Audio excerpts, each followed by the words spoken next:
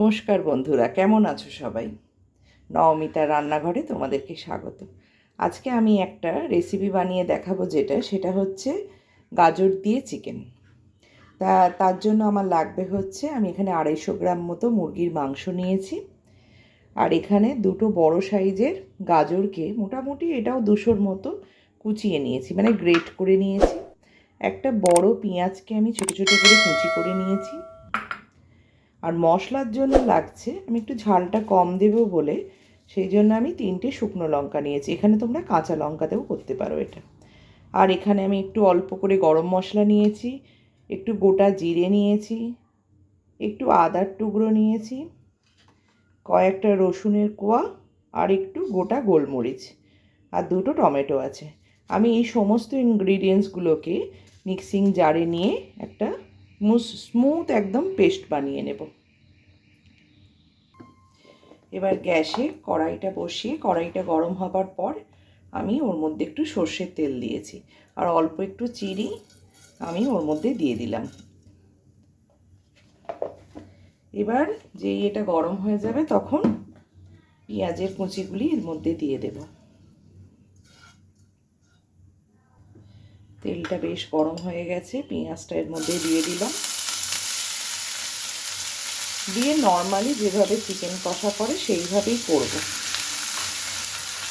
পেঁয়াজটা ভাজা হয়ে গেলে মশলাটা এর মধ্যে দিয়ে দেবো। মশলাটা দেখো আমি একটা পেস্ট বানিয়ে নিয়েছি। পেঁয়াজটা ভাজা হোক, মশলাটা দিয়ে দিয়েছি, পেঁয়াজটা হালকা ভেজে নিয়েছি, খুব লাল লাল করে ভাজার দরকার নেই। এবার এর মধ্যে দেবো হচ্ছে আমি হলুদের গুঁড়ো। এবার দিয়ে ভালো করে কষাবো। আমি গুঁড়ো মশলার থেকে একটু গোটা মশলার রান্নাটা বেশি পছন্দ করি। তোমরা এটা গুঁড়ো মশলা দিয়েও করতে পারো, যেমন জিরে গুঁড়ো, ধনে গুঁড়ো, গোলমরিচের গুঁড়ো। এইভাবে কষানোর পর এর মধ্যে দেব হচ্ছে গাজরটা।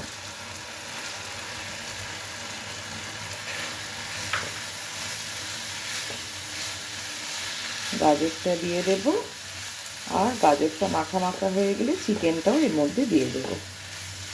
আর মিক্সিং জারটা পরিষ্কার করে নিয়েছি, তাও এর মধ্যে যে লেগে আছে সেই জন্য এইটা ধুয়ে এই মশলার জলটা এর মধ্যে দিয়ে দেব।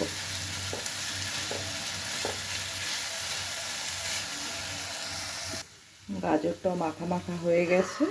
এবার চিকেনগুলো এর মধ্যে দিয়ে দিলাম, দিয়ে নুন দিয়ে দেব।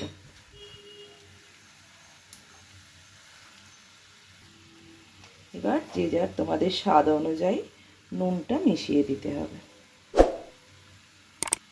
যেহেতু কষা কষা লাগবে এটা, তাই খুব বেশি নুন দেবার দরকার নেই।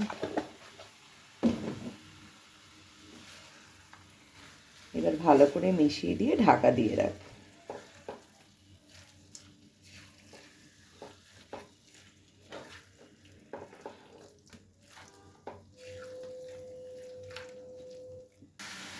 চিকেনটা মোটামুটি কষা হয়ে গেছে। এবার এর মধ্যে আমি একটু জল মিশিয়ে দিলাম। তোমরা এর মধ্যে গরম জলও দিতে পারো। এবার চিকেনটা সিদ্ধ হওয়া পর্যন্ত ওয়েট করব। রান্নাটা মোটামুটি শেষের দিকেই চলে এসছে। গ্রেভিটা যে যার নিজের মতো রাখাই ভালো। আমি এটাকে একটু শুকনো শুকনো করি,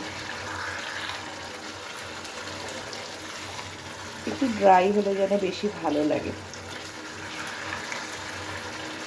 দেখো বাচ্চারা তো ভেজিটেবল খেতে চায় না, বেশি গাজরটা এর সাথে অ্যাড করে দিলাম, তাহলে কিন্তু খুশি মনে দেখো চিকেনের সাথে গাজরটা খেয়ে নেবে।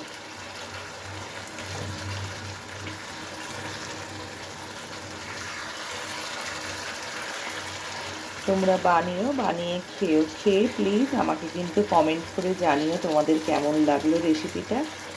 তোমাদের কমেন্টের আশায় থাকবো। ভালো থেকো, সুস্থ থেকো।